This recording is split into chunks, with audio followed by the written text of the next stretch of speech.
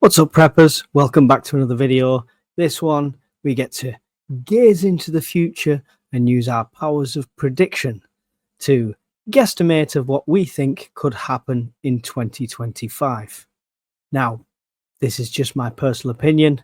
Please take everything with a pinch of salt. Don't run for the bunkers straight away. So, my first prediction of 2025 is obviously we're going to see Trump take power in the United States. I don't think there'll be any problem with the transfer of power, although we are going to see some protests from the left side of things over there. Basically, mass gatherings, not my president, all that lot. But it won't last long and it'll soon be squashed out. With Trump taking power as well, his priority was the Ukraine-Russia war. So I think by February, we will see some sort of peace negotiations happening there. Whether that's sacrificing land or assets or a withdrawal is yet to be seen. But I do believe we'll be at the table by February at the latest.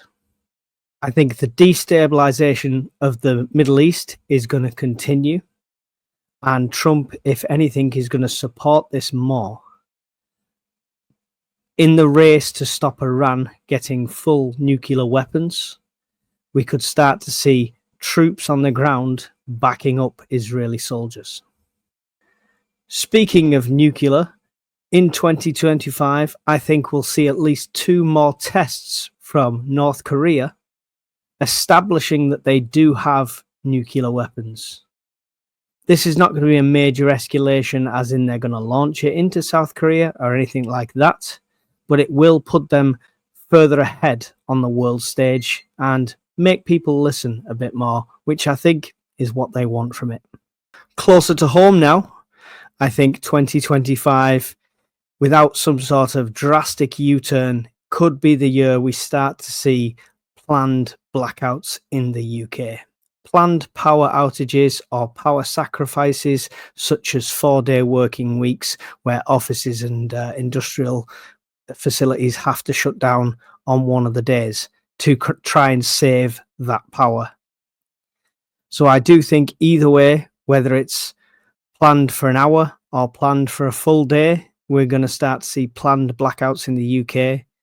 And with the lack of resilience of our grid, don't be surprised if this is also unplanned blackouts that last a lot longer.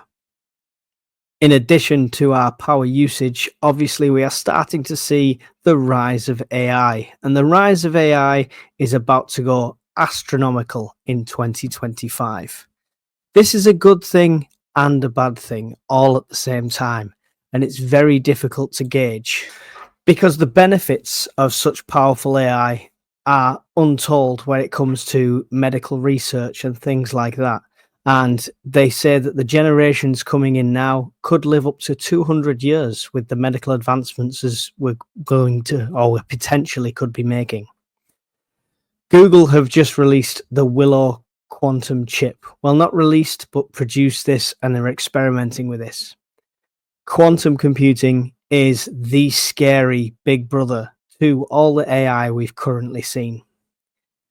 Take, for example, they did a simple assessment of it, and using a supercomputer, this assessment to complete would take 10 septillion years to solve completely. That's 1 followed by 25 zeros. The Willow completed this in 5 minutes. Quantum computing completed it in 5 minutes. Just let that sink in and think what the connotations for that could be.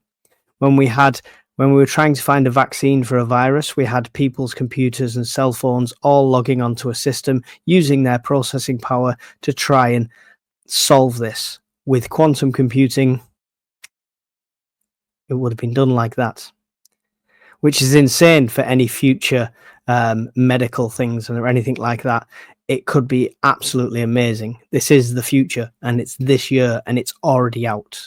To explain that to you a bit better, computers such as the one you might be watching this on, or things like that, use bits or bytes to process information. And these bits can be a 1 or a 0. Binary code. 1, 0, 0, 1, etc. And as it processes information, the process is always linear because it's 1, then 0, then 1. Quantum works in qubits. Qubits is a whole new concept. It doesn't have to be a 1 or a 0. It can be both. It can be none, all, both, all at the same time. So imagine if we're talking about a library of books and you're searching for something. A supercomputer, no matter how fast, would read one book at a time, every page at a time, till it gets to the information it needs. Quantum computer would read all of the books all at the same time and find the information almost instantly. This technology, coupled with AI, coupled with the sudden surge we've seen in warfare through drones and robot developments, not just things that you see online like Boston Dynamics and stuff like that, but the Chinese are way ahead of the game on this. They have got loads of stuff produced for a fraction of the cost that the Americans are producing it as well. Couple all of that new technology when it comes to walking, running, the robo-dogs, things like that, the drones, with AI, we're very quickly becoming a Skynet controlled warfare. The control, however, needs to remain in the hands of humans. I think you'll agree. However, that's going to be the next game of chicken, the next arms race. Because if you've got a quantum computing AI that can assess targets, target things, come up with strategies, play out warfare scenarios in an almost instantly, no human can keep up with that. So if both sides develop this, the first one to turn it on wins. Technically, because they're never going to outthink that quantum AI. However, turning that on and that quantum AI then makes it, suddenly not as in our control. And this isn't stuff of sci-fi and pipe dreams.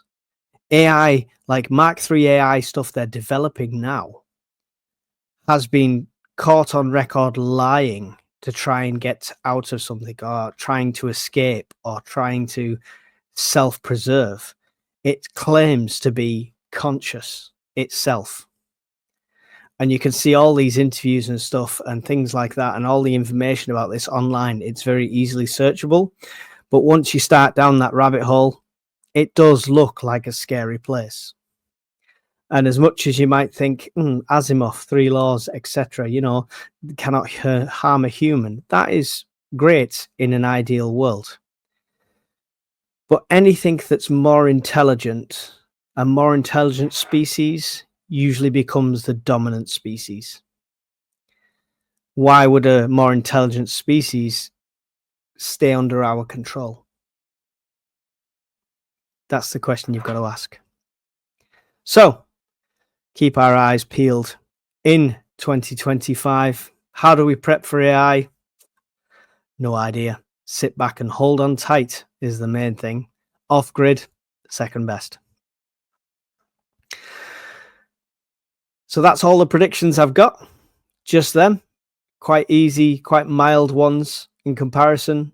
They might come to fruition, they might not. I am no clairvoyant, but this is the angle I'm looking at news reports for, and this is the angle I'm looking at prepping and networking for. Going forward into 2025 for me, I'm still looking for a new house, new place, more land, etc. So hopefully that'll come into fruition at some point. Just generally being more prepared, building up more supplies, and networking is my key thing in 2025. We have our first ever UK Prepper meet by the UK Prepper Network, and that's up in Scotland. And I'll link the details for that. There is still spaces. You pay for a pitch, so it doesn't matter if you're coming on your own or you're bringing a family of 4. It's the same price. But come on down. We're having demonstrations, things like that, loads of networking opportunities, loads of things there for you to do. But the main point of it is to talk to other like-minded preppers and start building them communities, them mags that we will possibly need in a untold future. Also, as part of my New Year's resolution, I don't like saying that because it never sticks when you say that, but this one will. I've revived my old keto channel, Keto King UK. And it's all about the keto diet. It's all about getting rid of the dad bod, which I've gained back over the holiday, well, over the last year and a half, to be fair. So I'm going to put some time in on that, which I will not sacrifice time on this channel for that, but I'll be doing it extra as well. It does have over 1,000 subscribers, but it's been inactive for so long, the videos are getting next to no views. So if you're interested in getting healthier, and the quickest way to getting fit and healthy without slogging it at the gym, trust me, that's the channel for you. And of course, with all the doom and gloom, not forgetting 2025 to live life, to enjoy moments. And I'm going to get some videos like that on here as well, of maybe days out with the family, etc. I'm not sure if I'll do that as a members video thing or just in general, but I definitely want to experience more in 2025 while we are still in peace times, while we still have rule of law, and while we're still not Teotihuacan. Because if we don't spend that time to enjoy the time we have now, what's the point in surviving to extend it? Okay, survival is not the be all and end all. You have to be able to live as well. So enjoy your life, enjoy 2025. Let's keep a close eye on that news and then predictions, and I will see the rest of you in another video soon. Goodbye.